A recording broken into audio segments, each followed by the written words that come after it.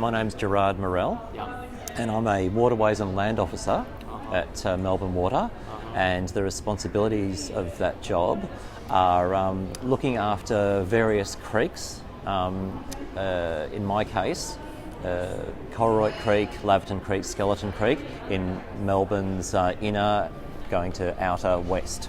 We're very interested in the habitat for birds because there's a lot of coastal and water bird habitat around there.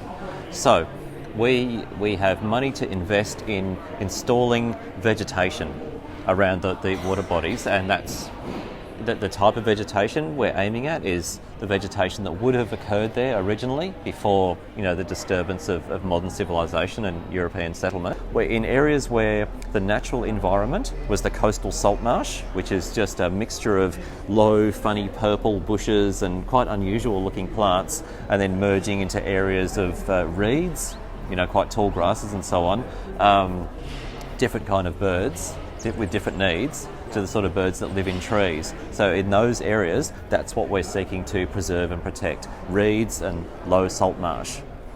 Elsewhere, moving away from there, yes, we will plant trees as roosting sites for birds, but around there, it's all about protecting these areas of, the reeds, for example, which is like there's very, very dense areas of grass-like plants up to 6 foot tall.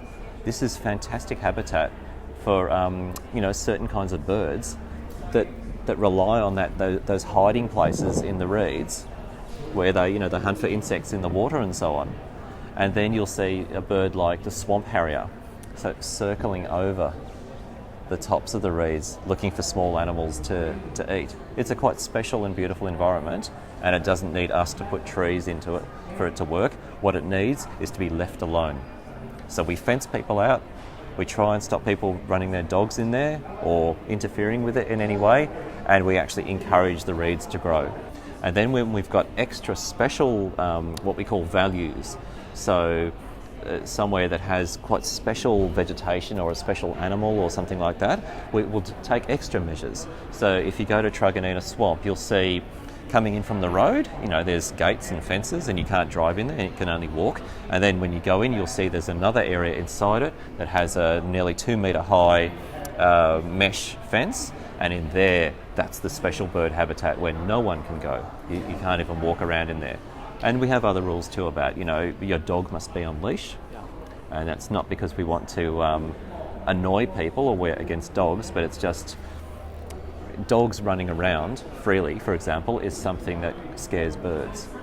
The number of birds might be static, but the variety of birds might be in decline, because despite all our efforts, it is quite a small area and it's surrounded by all these pressures, all these people and disturbance and noise and dogs and pollution. The water quality is not that great.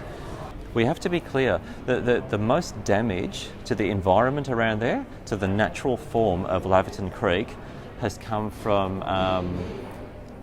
agriculture first. So for a century or so after Europeans settled the area was filled with farming and grazing animals, and also exotic animals like rabbits that would have destroyed a lot of the natural vegetation of the area. And then, as the area began to be part of suburban Melbourne in the 1950s and 60s onwards, then there was a lot of disturbance of another kind, which was, a building of a railway through the top part of Truganina Swamp, changing the way water moves. Truganina Swamp was itself changed by the fact that water was now bypassing it and not ending up in it. There's been a lot of what we call fill, which is dirt that's been dug up from other places like building sites and so on, that have made the ground higher. So there's areas that used to be swamp, used to be beautiful bird-filled places that occasionally filled up with water and now never fill up with water. So those are the things that's more significant and more of a difficulty for me as someone who is trying to restore the natural landscape. Those are the big obstacles, not so much industrial pollution. The pollution of the groundwater doesn't have, as far as I can see, a direct link to what's happening with the birds and the other animals up on the ground surface and the vegetation. I want it to be, obviously I want it to be better habitat for the native animals that can survive in there. I want them to be safe and secure. I want it to be a beautiful place for the local people that they care about. And a quite short-term objective that's related to that is I'm hoping to build a community there. So I've made a start. We have a group tentatively called Friends of Truganina Swamp that keeps an eye on it really, and does work to try and improve it, to support what I do, but also to improve the community's understanding of what it is. What we need is local people who care about it, who can keep an eye on it, but not necessarily in a punitive way. It's just people who can go up to another person and just say in a friendly way, hello my friend, do you know why dogs should be on leash here? And the reason is there's migratory birds living here that get spooked by dogs and they may not come back.